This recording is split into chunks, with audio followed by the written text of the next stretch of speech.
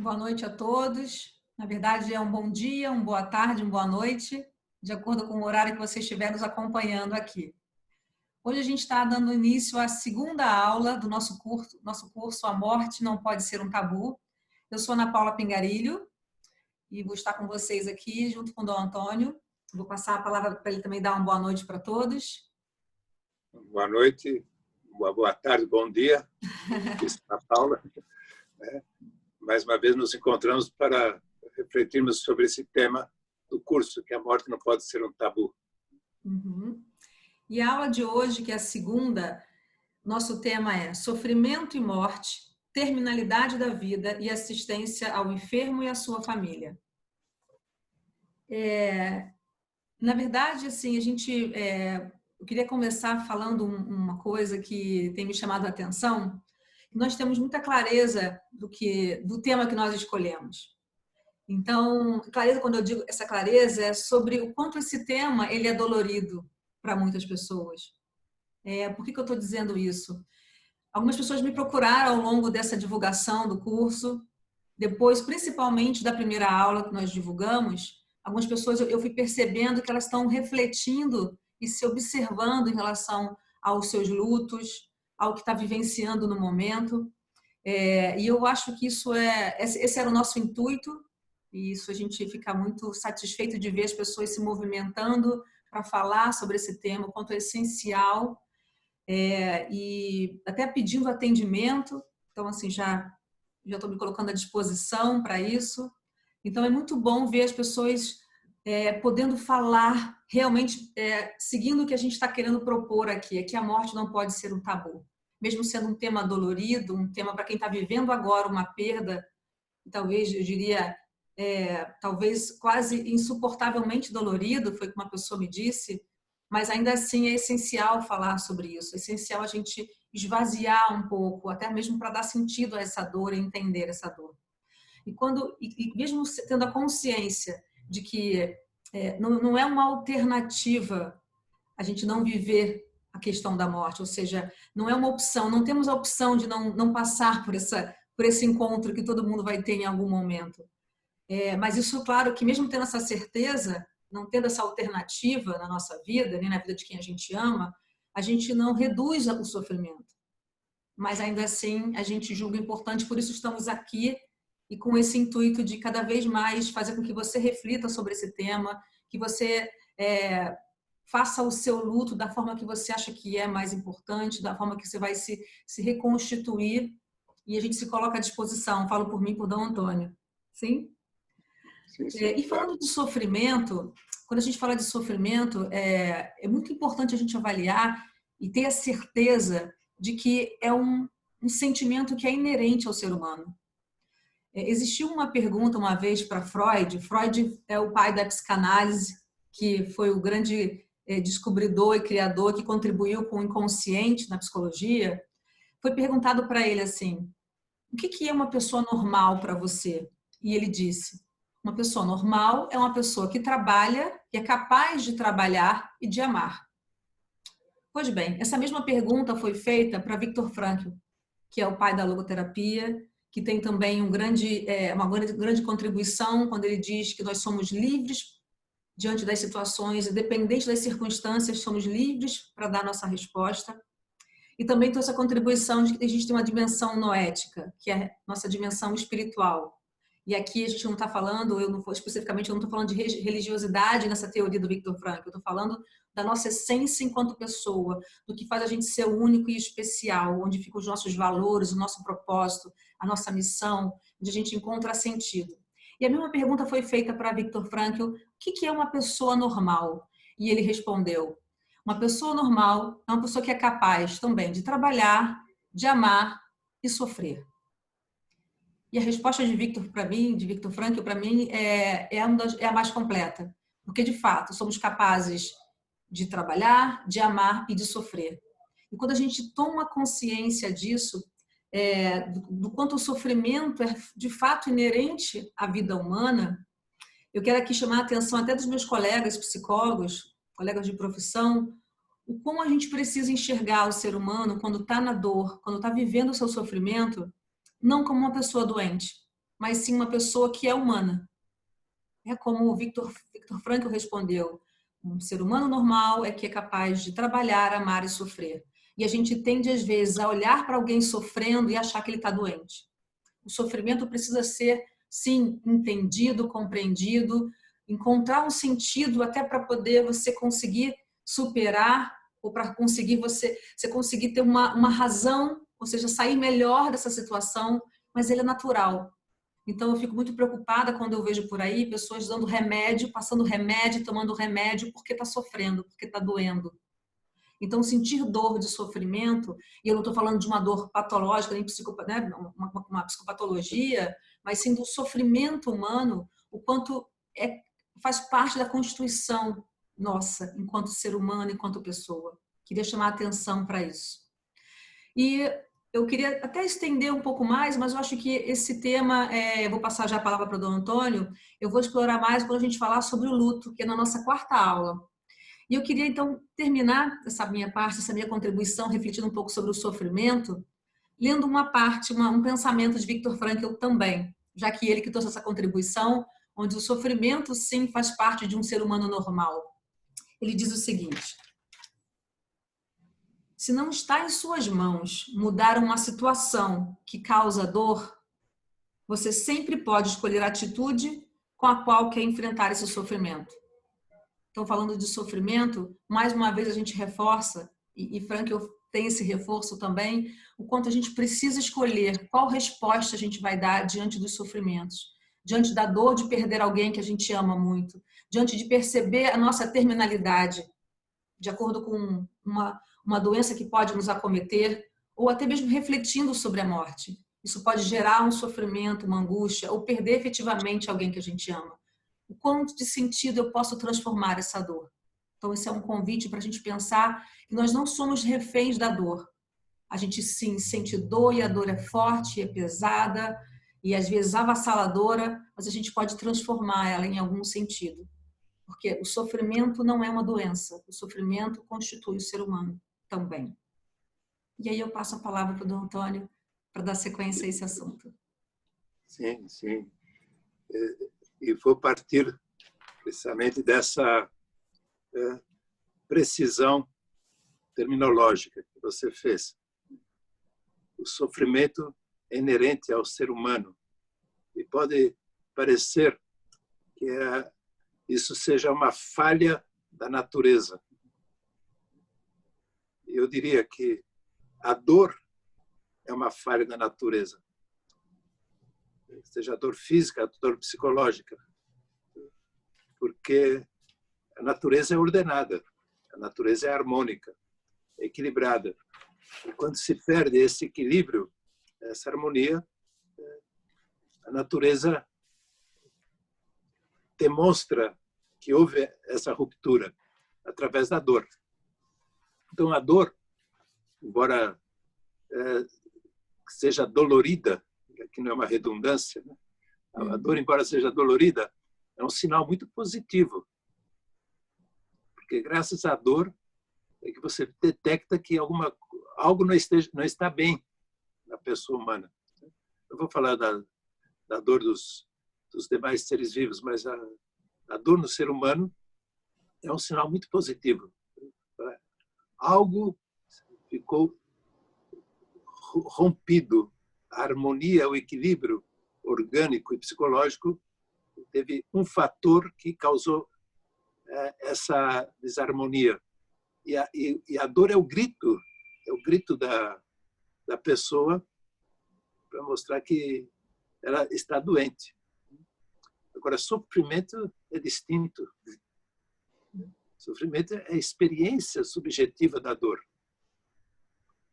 O sofrimento faz parte do ser humano nesse sentido, nesse aspecto, que a dor é positiva, o sofrimento é uma experiência interior da dor.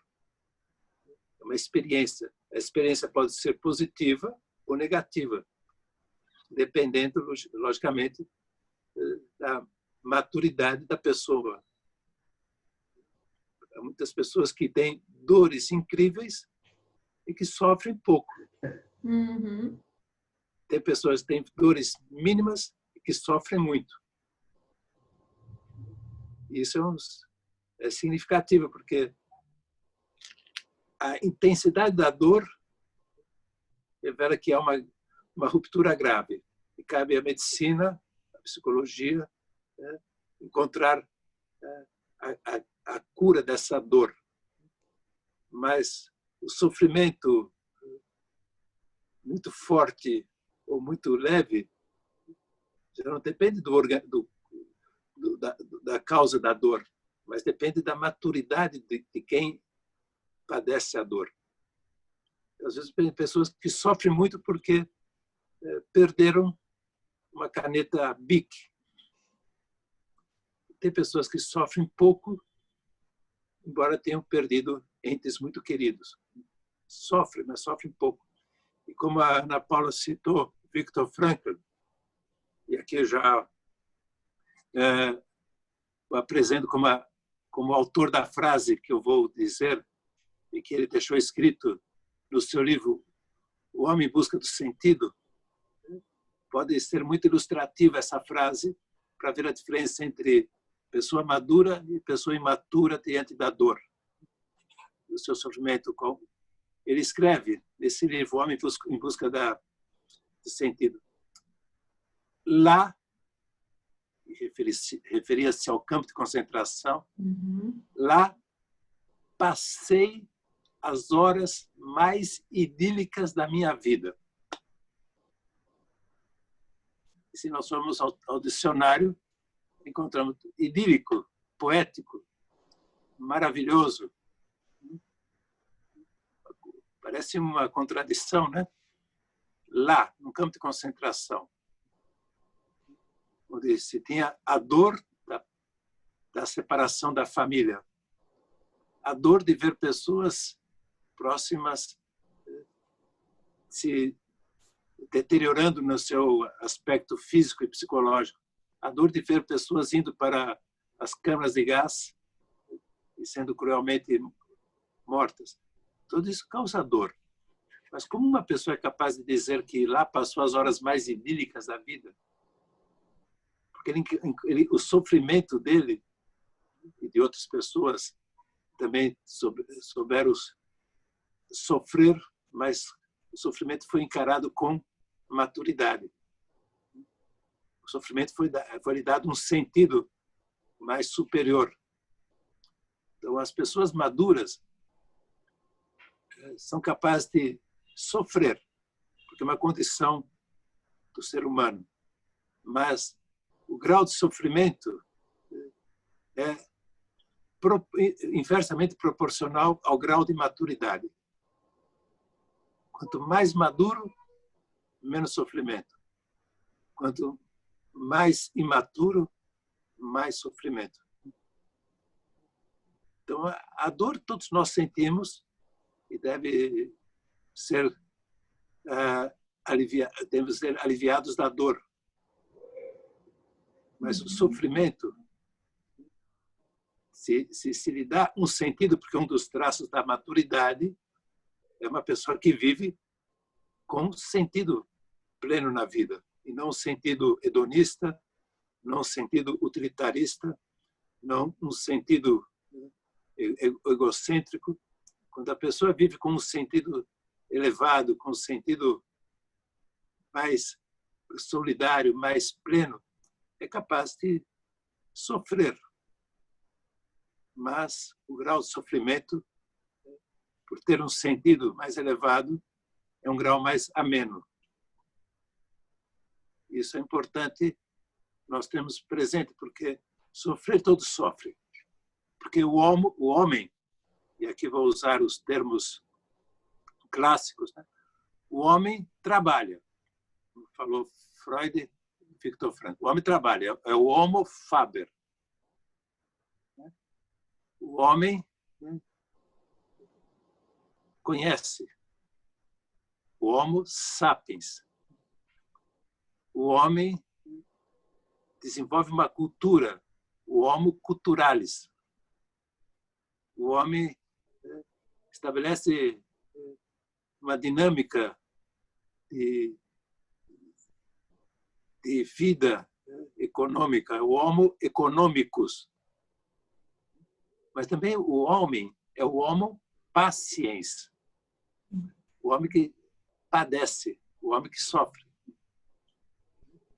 E esse homo paciens, numa sociedade utilitarista, hedonista, né? Uma sociedade marcada pela indiferença, esse homo não tem espaço, não tem lugar. E falou muito bem a Ana Paula dizer que sofrimento não é uma doença.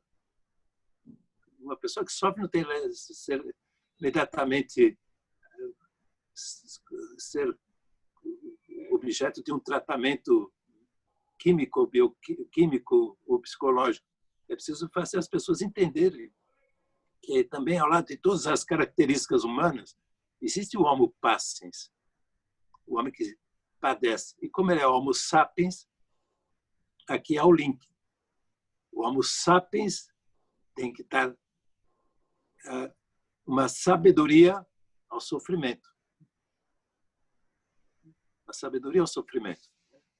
E isso não é um tema religioso, embora a plenitude desse sentido ao sofrimento nos dá a religião. Mas também uma pessoa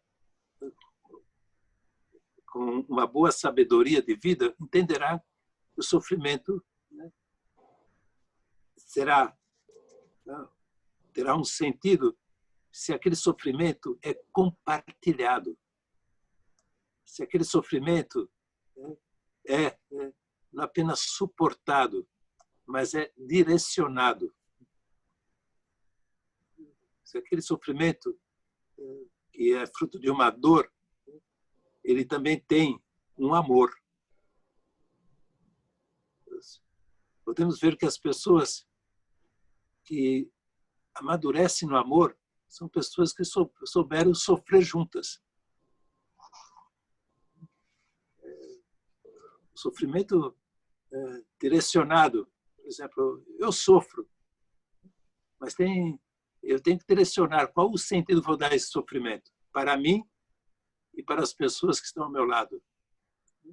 Eu sofro, mas não será também o momento de demonstrar amor com o meu sofrimento? Por exemplo, o meu sofrimento e o sofrimento alheio clama por um ato de amor, que é cuidar, que é acompanhar, que é consolar, que é justamente manifestações bem concretas de amor. Eu me lembro até hoje, e nunca esqueci, a carta de uma enfermeira dirigida às suas colegas de trabalho no hospital onde ela trabalhava, e pela doença terminal que lhe acometeu, ela foi internada. E sofria, além da dor, sofria também. Mas ela escreveu uma carta maravilhosa, onde a frase central, que é inesquecível, era essa: queridas enfermeiras, vocês não precisam entrar no meu quarto na ponta do pé para administrar uma medicação. Não tenham medo de mim. Eu apenas espero que vocês não digam nada. Vocês não precisam dizer nada para mim. Apenas segurem na minha mão. Estava morrendo, estava medicada para não sentir muita dor, mas o sofrimento não era um sofrimento algoz, era um sofrimento que era sobre dar sentido, era sobre viver com sabedoria. Então ela via que as suas colegas que estavam bem de saúde sofriam mais ao entrar no quarto de uma colega que estava morrendo. Então tinham medo. Tinham medo. Então sofriam mais do que ela que estava sofrendo no momento terminal da sua vida. Ou também esse é um sofrimento direcionado. não tenham medo de mim. Pode vir, só segurar na mão. Não peço que vocês me expliquem por que eu estou morrendo. Eu não peço que vocês me façam uma análise fisiopatológica da terminalidade da minha vida. Apenas espero que vocês segurem na minha mão, que é um gesto de amor. Outras pessoas também, que no momento de sofrimento, até hoje eu me lembro disso, quando fazendo ainda um internato de pediatria no último ano da Faculdade de Medicina, no início da noite entra uma mãe carregando o seu bebê desidratado. Um caso comum em época de verão, né? E teve, portanto, que hidratar aquela criança e colocar uma agulhinha no seu braço para que o soro fosse gotejando durante 6 horas. E aquela mãe, com muito amor pela criança, segurou aquela criança na mesma posição durante 6 horas. Uma dor que levou a um sofrimento. Mas o amor fez com que ela pudesse não suportar de uma maneira resignada, mas suportar de uma maneira amorosa aquela mesma posição durante 6 horas. O sofrimento por amor ao ser querido engrandece a pessoa, enobrece as relações. Essa dimensão, somos homo sapiens, mas também somos homo paciens. E é preciso dar sabedoria à dor, que é dar sentido à dor, perdão, é dar sabedoria ao sofrimento, para poder dar, né, ao sofrimento um direcionamento, ser um elemento de elevação dos ideais da vida, e substancialmente, né? O sofrimento, quando é vivido com amor e para o amor, une as pessoas. Faz as pessoas terem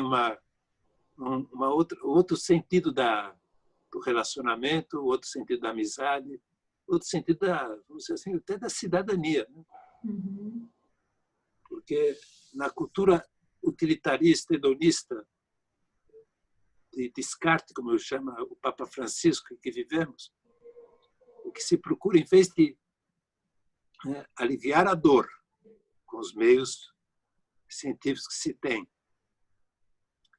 e acolher o sofredor na nossa sociedade, com essas características, o que se faz é eliminar o sofredor. Em vez de acolher, de cuidar, de compartilhar o sofrimento alheio, né? As pessoas estão tirando o sofrimento da vista das pessoas e tirando de uma forma cruel. Uma forma cruel. Tirando através, né, da morte. Em vez de ajudar as pessoas no seu sofrimento, estão eliminando pessoas que sofrem.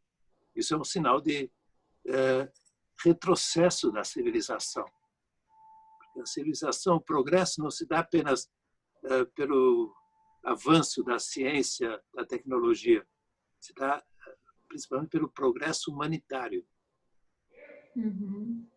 E uma civilização é avaliada pelo grau de valorização, de amor, de cuidado com que se trata os mais frágeis, os que mais sofrem.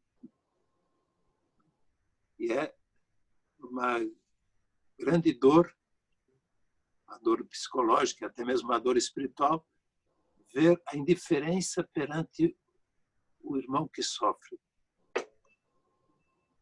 Indiferença, seja, né, fechando os olhos, ou indiferença pior, eliminando o que sofre da face da terra. Agora, a dor, sim, a dor precisa ser também cuidada, eliminada, e aí tem os meios médicos, psicológicos para eliminar as dores. Mas ao sofrimento deve-se lhe dar sabedoria, porque o sofrimento é uma experiência subjetiva, muito pessoal. não dá para comparar sofrimentos. Até mesmo é uma linguagem inadequada dizer para as pessoas: não tem tanta importância o seu sofrimento, não vê que outras pessoas sofrem mais que você. Isso é totalmente inadequado, porque o sofrimento não é comparável. O sofrimento é pessoal, uma experiência subjetiva, e cada um é cada um. Especialmente na terminalidade da vida. As pessoas podem e devem ser cuidadas quando, em certas situações, a medicina já fez o que podia fazer e aquela pessoa é incurável. Mas não quer dizer que não seja cuidável. Uhum. O incurável não é incuidável. É preciso curar. E também tirar uma falsa compaixão existente nessa cultura utilitarista e hedonista. Eu falo, bem, como aquela pessoa sofre, eu tenho muita pena dela, então vamos eliminá-la. Das mais diversas formas. Essa compaixão é falsa. Como aquela pessoa sofre, vamos ajudá-la, por compaixão, a dar sentido àquele sofrimento, a enriquecer-se com aquele sofrimento, a tornar aquele sofrimento um elemento positivo, que contribui para a vida de outras pessoas. Eu acho que esse é um tema, especialmente na terminalidade da vida e da assistência aos enfermos e às famílias. E vou aqui fazer um raciocínio final para depois também, Ana Paula, complementar o que eu venho falando, né? Que cuida melhor das pessoas sofridas aquela pessoa que soube dar um sentido ao seu próprio sofrimento. Daquela proporção indireta. Quanto mais madura uma pessoa, menos sofre. Como menos madura, mais sofre. E nessa proporção indireta, o que está, podemos dizer, a pessoa que mais sentido dá ao seu sofrimento, menos sofre. Mas tem a experiência de sofrimento. Então é capaz de compartilhar esse sofrimento com pessoas que estão sofrendo, para ajudá-las também a viver com maturidade essa experiência subjetiva. Sofrer é uma experiência subjetiva. Padecer uma dor é uma sensação objetiva. A dor é uma parte da pessoa. O sofrimento é de toda a pessoa. Quem sofre é a pessoa. Quem dói é o fígado, é os ossos. A dor é um fenômeno fisiológico. O sofrimento é uma experiência antropológica. Uhum.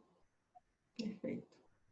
Quando se chega na terminalidade da vida, nós temos que saber cuidar para que as pessoas não tenham dor quando a doença é incurável.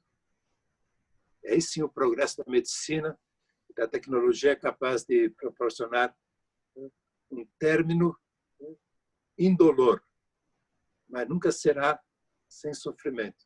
Uhum. Então, médicos, psicólogos, sacerdotes, pastores, enfermeiras, todas as pessoas que estão em torno da terminalidade da vida, têm que saber sofrer para ajudar o sofrimento dos doentes e dos familiares. Porque não se trata de passar uma teoria.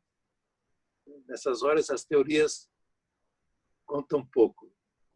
Portanto, são as experiências vitais. Né? E se desbrincando, lógico que não é uma brincadeira, mas que é um sinal de saúde a gente nascer chorando. Se uma criança nasce sem chorar, é preocupante, Primeiro para a mãe, para o pai, depois para os médicos, né? Então tem que ter uma intervenção rápida. A gente nasce chorando, porque a gente sai, veja só, de um ambiente super seguro para um ambiente desconhecido. Então, primeiro, vamos dizer assim, primeiro choque existencial é com o desconhecido. Isso causa um sofrimento que leva ao choro. O choro é um sinal fisiológico importante, mas uma metáfora, você pode dizer que nós sofremos diante do desconhecido. Uhum. A dor deve ser conhecida como sinal positivo. A sua intensidade, o seu tipo, a sua direção, né? Se lateja, se é contínua, se é interrompida, tudo isso é sinal positivo de que há uma ruptura do equilíbrio, né? Orgânico e psicológico. Agora, no sofrimento, mais do que uma dor. Então, o sofrimento é uma experiência, é mais do que remédios, como a Ana Paula falou muito bem, que não é uma doença, é uma experiência. Mais do que remédios, nós temos que ter sabedoria. Sabedoria diante do sofrer. Voltando ao tema da aula de hoje, especialmente quando está na terminalidade da vida, porque a gente está partindo para outro desconhecido, o pós-mortem. Assim como sair do útero materno, entrar no mundo diferente, é um desconhecido. E a metáfora nos faz pensar que aquele choro, além do seu valor de saúde, né? Porque expande os pulmões, o ar entra com muito mais facilidade, além desse fator positivo, aquele choro pode ser metaforicamente pensado como um sofrimento diante do desconhecido. E há outro desconhecido, quando a gente vai partindo para pós-mortem. O que acontece depois da morte? Então, isso pode causar um sofrimento muito mais doloroso do que a dor física, quase que necessitada de morfina para abrandá-la. Mas já falamos na primeira aula sobre o sentido religioso da morte, né, que nos abre para a eternidade. Agora, como é essa eternidade? É desconhecido. Então, é preciso saber ajudar as pessoas, doentes e familiares, nesse momento de sofrimento.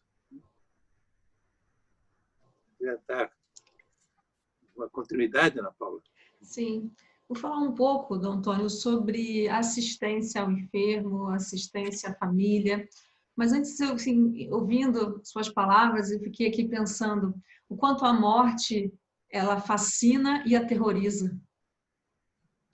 E o que acho que o que é mais desconcertante nesse tema é porque é um lugar desconhecido e inacessível para nós vivos ainda.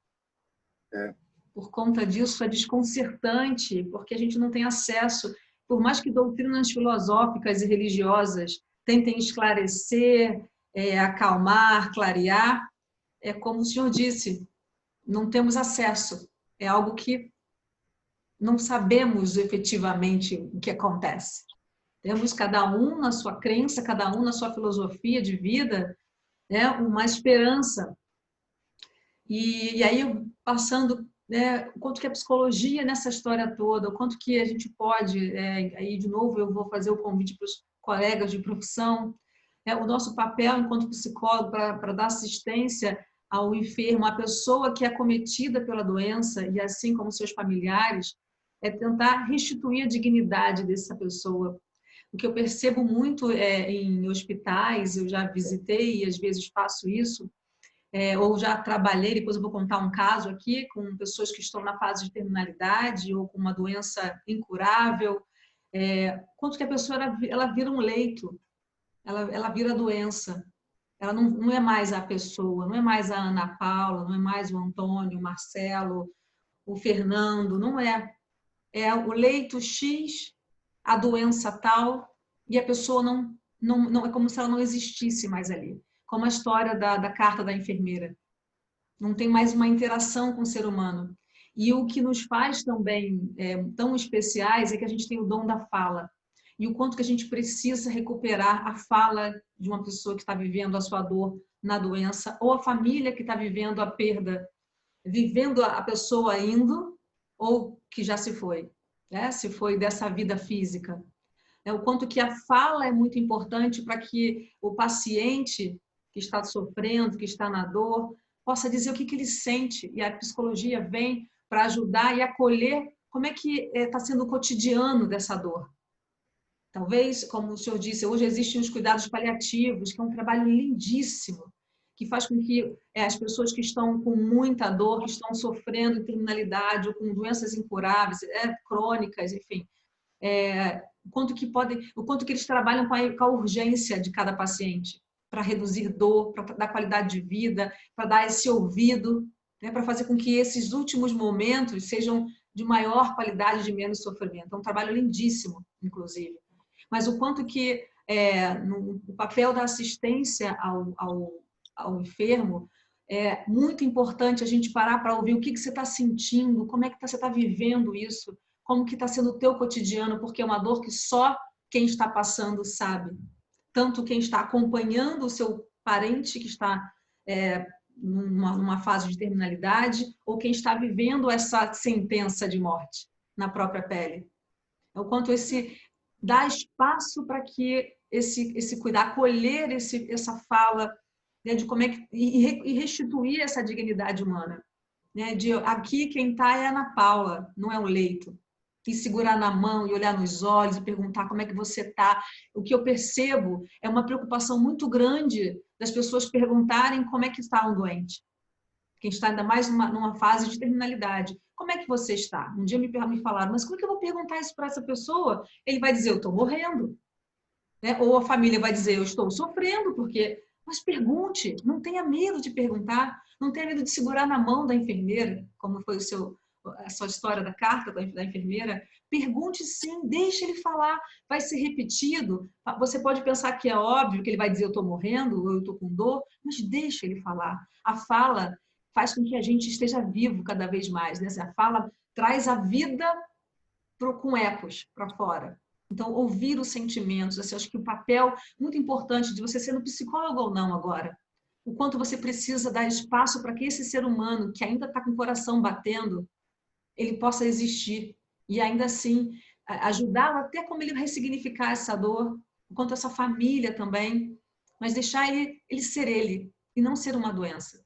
Porque quando nós ou quando a gente encontra alguém doente, sofrendo, essa pessoa não é a doença.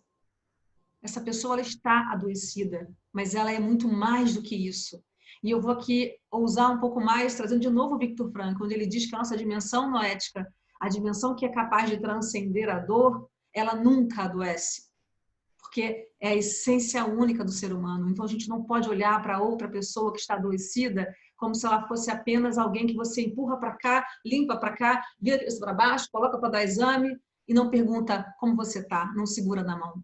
Eu acho que é um papel muito importante de acolher cada pessoa que vive a sua doença. Talvez uma forma da gente pensar é como é que eu gostaria de ser cuidado.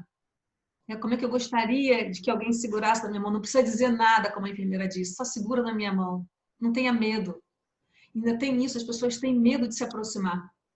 Uma coisa que eu falo muito para pessoas que são familiares, mesmo que a pessoa esteja em coma, ou a pessoa já está com tanta dor, não consegue falar, ou enfim, não está com condições físicas, que está muito adoecida, mesmo assim converse, faça carinho, faça o toque, é justo, é digno, devolva a pessoa para ela mesma, ajude nisso. E você que é uma pessoa que está dando assistência, precisa também cuidar de você. Porque em algum momento esse período de cuidado que você está oferecendo vai acabar. Ainda mais em casos de terminalidade. E o que você vai fazer da sua vida? Comece, claro que é uma dedicação, é uma doação, mas você precisa também começar a olhar para você, o que você sente.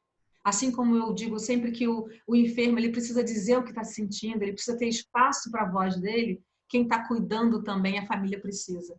Porque não só, às vezes, o enfermo vira aquele nosso parente doente, aquele que está morrendo, Às vezes, outras famílias olham para aquela pessoa que cuida do enfermo e dizem assim, ah, a família dele, a pessoa lá, o pai, a mãe, o amigo, o marido, a esposa, enfim, está vivendo aquilo. É como se a pessoa também da família fosse algo intocável, ou que você não pudesse tocar ou perguntar como ele está. Não faça isso. Então, não precisa ser psicólogo para você dar assistência ao enfermo e à família dele. Basta ser humano.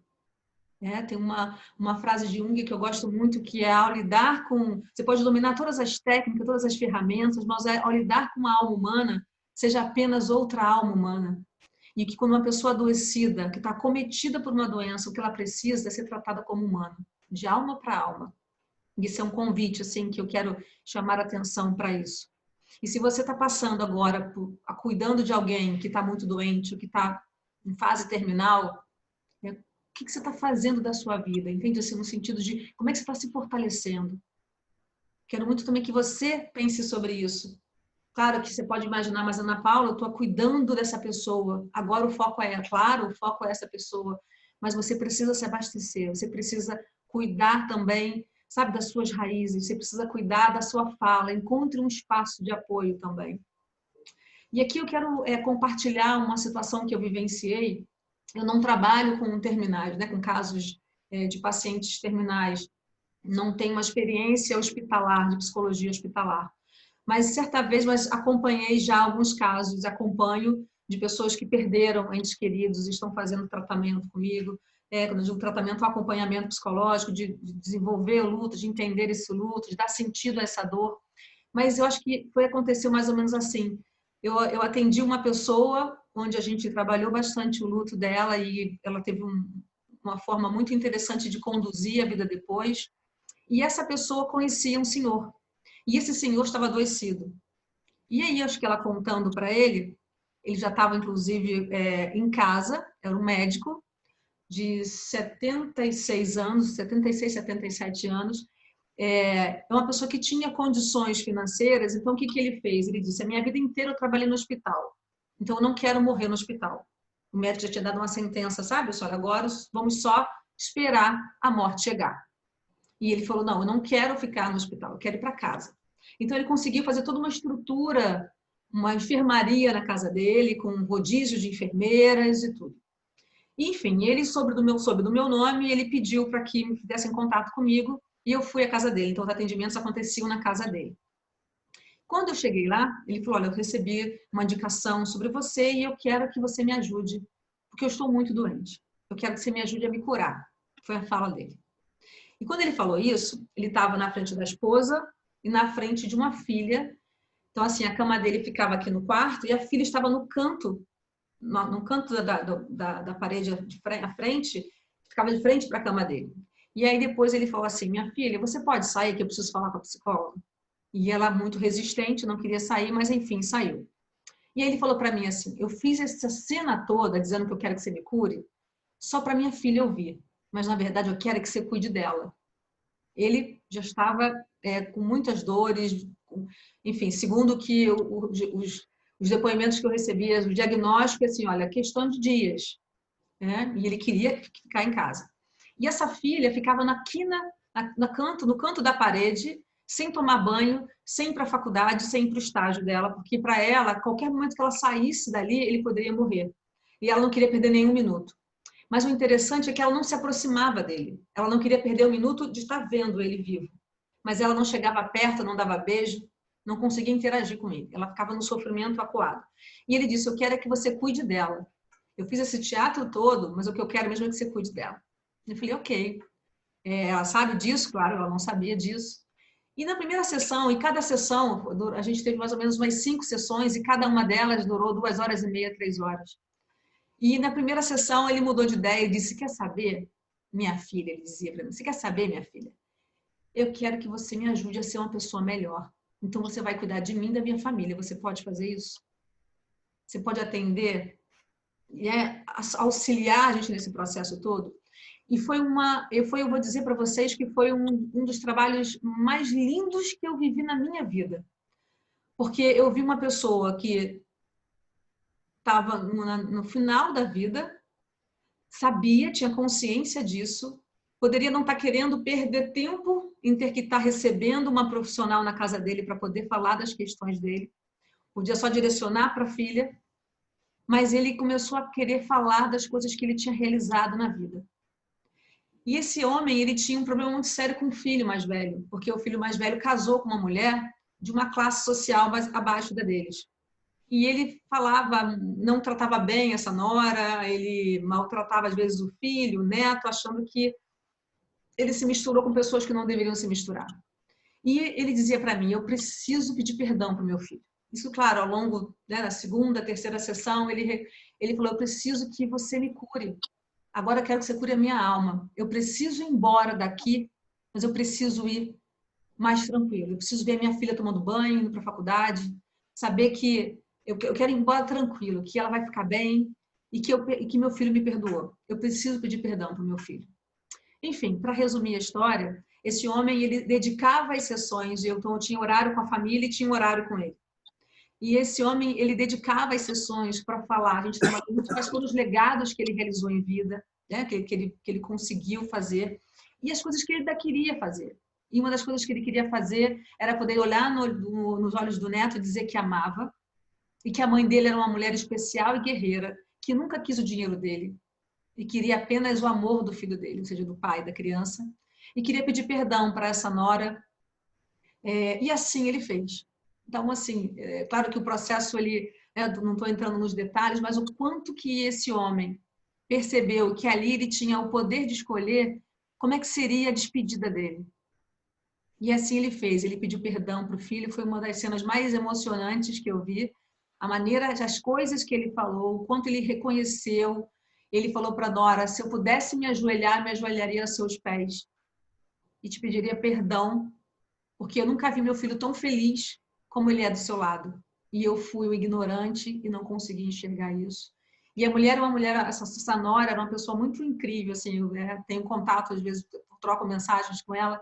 É uma pessoa, assim, muito, muito aberta, muito bondosa. E ela deixou ele muito tranquilo, né? Oferecendo o perdão dela. E o filho ficou muito emocionado. Enfim, na última sessão, que foi na quinta sessão, nós fizemos uma sessão com toda a família. E ele disse para mim assim, para mim e para a família, pessoal, eu tô curado. E ele dizia como se fosse físico, eu tô curado. Eu tô me sentindo ótimo, não fisicamente porque eu tô cheio de dor, mas eu tô curado. Ele repetia isso várias vezes, eu tô curado. Quanto que falar da minha vida, e eu sempre fui da área de saúde, mas falar com psicólogo nunca foi meu forte. Eu gostava de ter parceiros dos psicólogos, mas eu não queria psicólogo para mim. E agora, no final da minha vida, eu me sinto curado porque eu pude falar com vocês, eu pude falar das minhas coisas. E ele foi estruturando alguns pontos. É o quanto que esse olhar para quem está vivendo essa fase final da vida. Esse homem ele podia ter escolhido fazer outras coisas nesse período. Então, ele dedicou 15 horas, para pensar, se foram 5 sessões que duravam 2 horas e meia, 3 horas, esse homem dedicou 15 horas para cuidar do reencontro dele com ele, com a família dele. E aí o resultado disso, eu atendo a filha dele até hoje, essa que ficou lá no cantinho, que ficava sem tomar banho. Então, assim, poder cuidar e perceber o quanto que sim, essa família pôde reconhecer esse pai na sua grandiosidade, mesmo com todos os seus defeitos, mas se transformando num ser humano naquele momento final de vida. Então, eu entendo que cuidar de um enfermo é se restituir na sua figura humana, é dar valor, é não ter medo de perguntar.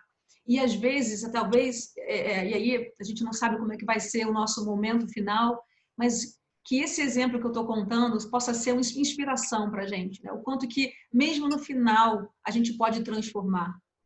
E eu acho que isso é uma autoassistência que ele deu quando ele me convidou, quando ele me chamou, né, para fazer o trabalho, que a princípio era com a filha dele e depois foi com ele, com toda a família.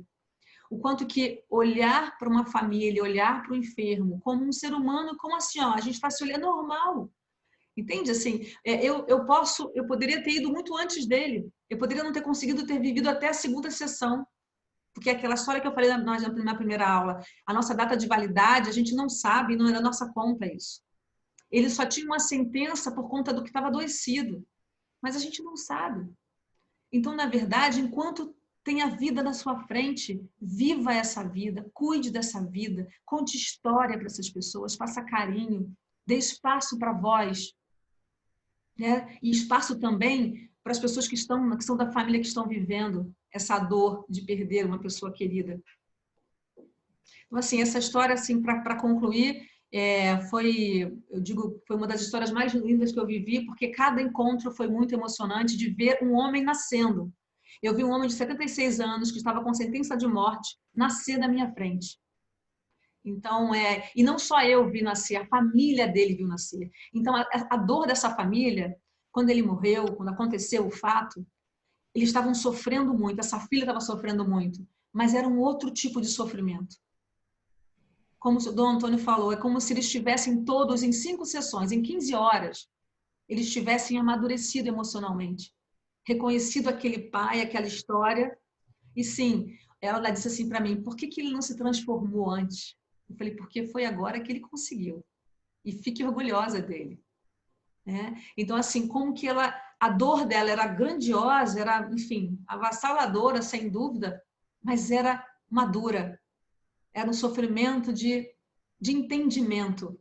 E a gente trabalhou muito sobre isso, sobre a terminalidade, sobre a finitude da vida. Foi muito difícil, porque ela estava muito resistente. Ela tinha raiva de mim, porque eu chegava e roubava o pai dela, os horários que ela tinha para ficar olhando para ele. No final, ela estava dando beijo nele, ela chegava perto, né, e dizia, e aí, a gente vai ter mais quanto tempo para conversar? Falando sobre a realidade da morte sem tabu, porque é isso que a gente quer trazer, inclusive, aqui. A morte não é um tabu. E depois, quando ele disse nessa última sessão nossa, ele disse, eu estou curado, eu sinto que a minha alma está curada, eu fui-me embora e na madrugada eu recebi uma ligação da enfermeira dizendo que ele tinha falecido. Foi uma dor muito grande, porque você acaba também, psicólogo é ser humano também, não que eu tivesse me misturado naquela família, mas foi uma pessoa que fez toda a diferença na minha vida, que me deu um ensinamento muito grande. Eu ouvi um dia de uma pessoa muito querida, uma mestre na logoterapia, a Sheila, que ela disse uma coisa que eu repito muito e me faz pensar muito. Ela disse um dia assim, tem pacientes que são tão incríveis na nossa vida que dá vontade de a gente pagar a sessão para eles e não receber o dinheiro deles, sabe? E ela é muito sábia, ela é minha mentora no meu projeto final e eu acho incrível quando ela disse isso, eu falei, faz todo sentido. E eu pagaria para ele estar ali, para eu estar ali. Tamanho foi o aprendizado dessa troca. Então, quando a gente fala de assistência ao enfermo, assistência à família, o ponto esteja inteiro.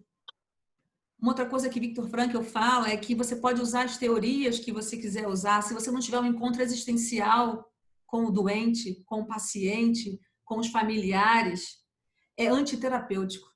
Você pode ter uma técnica linda, mas se você não tiver um encontro existencial, não tem efeito nenhum. Você pode ser o mais bambambam da história. Então, antes de ser bambambam de rótulos, seja humano tocando outro humano. Eu acho que essa é a maior assistência ao enfermo que a gente pode dar. E aí, falando um pouco para concluir, eu recebi algumas mensagens assim ao longo da primeira aula até alguns dias atrás, de algumas pessoas relatando situações que viveram e que vivem de luto e que não conseguiram superar, pedindo alguma indicação, pedindo, enfim, conversas, pedindo indicação de livro. E falando assim, Ana Paula, na segunda aula, eu vi que tem assistência à família, diz só alguma coisa a mais do que eu devo fazer para trabalhar o meu luto. Eu falei, olha, espera a aula 4, que a gente vai falar mais sobre isso. Mas para não deixar uma expectativa aqui frustrada, eu vou dizer, você precisa entender quem foi essa pessoa na sua vida, quem é essa pessoa na sua vida que partiu da vida física, né? Como esse exemplo que eu contei da família. A dor, ela não vai embora, o sofrimento não vai embora, mas você entende essa dor de uma outra forma. Então, perceba quem foi essa pessoa na sua vida, perceba quais foram os legados que ela deixou, como é que a tua vida ela é influenciada por essa pessoa positivamente. Se for negativamente, você precisa consertar isso, você precisa olhar para isso. Eu acho que, como eu disse, a morte aterroriza e fascina. E a dor que está vinculada a essa perda é difícil, mas como o Dom Antônio disse, acho que gostei muito dessa sua fala, Dom Antônio, quando você disse que o sofrimento ele está diretamente ligado ao meu nível de maturidade emocional. Então, eu preciso me fortalecer, você precisa se fortalecer para que você possa entender o teu luto melhor e para os futuros que virão. Eu não quero agorar, entende? Assim, um dia eu falei isso para alguém, eu só vai estar me agorando, pelo amor de Deus. Já sonhei que meu dente caiu. Já ouviu falar sobre isso, Dom Antônio? Dizem que quando sonha com dente que cai, é uma morte na família. Eu vivo sonhando com dente que cai e, graças a Deus, não aconteceu nada no momento. Mas eu digo assim, quanto que a gente às vezes vai criando essas situações. Então, assim, com dente, como você pode sonhar com o dente caindo, você pode... Não estou agorando nada, não, mas é verdade, a gente não sabe o que vem pela frente. Porque a vida é transitória, imprevisível e finita. Então, de novo, assim, reforço o que a gente falou na primeira aula. Viva o tempo de validade que você tem da melhor forma. Cuide do seu doente que está acometido por uma doença nesse momento, como se não houvesse o amanhã. Na verdade, mesmo que você estiver com saúde e alguém que você ama com saúde, viva como se não houvesse o amanhã. Porque isso ajuda o amadurecimento emocional para na hora que a pessoa não estiver fisicamente ao seu lado, você ter a certeza que você foi inteiro nessa relação. Eu acho que essa é a maior assistência à vida que a gente pode dar. Dom Antônio, você gostaria de falar alguma coisa a mais? Quer perguntar alguma coisa? A gente continua? Está no tempo já estabelecido para nossa aula, né? Isso. Apenas quero terminar com uma frase. Uhum. Curar até o possível. Cuidar sempre. Essa tem que ser a nossa mensagem final. Cuidar sempre. Uhum. Nesse momento da terminalidade da vida, há um limite da cura, porque o processo tornou-se irreversível, a morte é iminente. Uhum. Mas temos que cuidar sempre, até o último suspiro, e também cuidar durante todo o processo da terminalidade e após a morte, cuidar da família. Você sempre ficou muito bem com essa experiência riquíssima profissional e pessoal que você teve, e que não foi só uma pessoa, foi uma família que foi assistida com a sua experiência profissional e pessoal, substancialmente. Então, curar até o possível, cuidar sempre. Isso. Inclusive, acho que esse é um dos lemas até dos cuidados paliativos. E acho que se você que está ouvindo a gente, está vivendo uma situação e nunca ouviu falar de cuidados paliativos, busque informação sobre isso. Talvez possa te ajudar a pessoa que você está cuidando, alguém que você ama muito, que está sofrendo fisicamente pela dor. E, claro, a dor física, pelo sofrimento da doença, te gera dores psíquicas, emocionais. Porque é talvez uma incompreensão ou não aceitação desse processo. Então, busque ajuda, pesquise sobre cuidados paliativos, busque um profissional, busque uma ajuda espiritual, mas se fortaleça, né? E fortaleça quem você ama. E gostei da mensagem final do Antônio. Cuide sempre. Cuide sempre. E você que está passando por um luto, cuide de você. Não fica só remoendo os teus sentimentos. Cuide de você. Como? Busque ajuda. Isso mesmo. Ok? Só um comentário do Antônio. A gente não iniciou hoje respondendo perguntas, conforme a gente havia dito, porque não tiveram de fato. Então, se você tiver perguntas a partir dessa aula de hoje, fique à vontade para deixar nos comentários do vídeo aqui no canal do YouTube Ana Paula Pingarilho, que a gente começa a terceira aula respondendo. Se não tiver, a gente faz como nós faremos como começamos o dia de hoje. Seguimos direto no tema. E uma outra coisa importante para compartilhar com vocês é que nós, por uma questão técnica, a gente achou mais interessante e mais eficaz a gente fazer a gravação e depois disponibilizar no YouTube. E não abrir por conta de, enfim, uma série de situações que a gente foi percebendo que não ia ser não ia ficar uma filmagem interessante que para você mesmo talvez não fosse ficar tão claro. Então, a gente achou melhor fazer assim, e assim faremos até a 5ª aula, onde a gente faz a gravação, disponibiliza para todos vocês. Muito bem. Dom Antônio, mais uma vez, muito obrigada pela parceria, por dividir essa sala comigo. Sempre é um momento de compartilhar os conhecimentos e as experiências, para que também as pessoas possam aprofundar nesse tema que estamos tratando, para chegar no final do curso e dizer realmente a morte não é um tabu, mas é uma das grandes lições da nossa vida. Exatamente. E aí eu deixo aqui, mais uma vez, o comentário da borboleta. A borboleta com a proposta da metamorfose. De novo, é qual a metamorfose que você precisa fazer na sua vida? Qual é a transformação que você precisa começar a fazer já, diante de tudo que a gente compartilhou aqui? A borboleta é a nossa mascote nesse curso. Dom Antônio, um grande beijo, uma boa noite. Boa noite a todos. Um abraço a todos. E até a próxima, dia 13 de outubro. Até a próxima, dia 13 de outubro. Tá bom. Até lá. Tchau, tchau.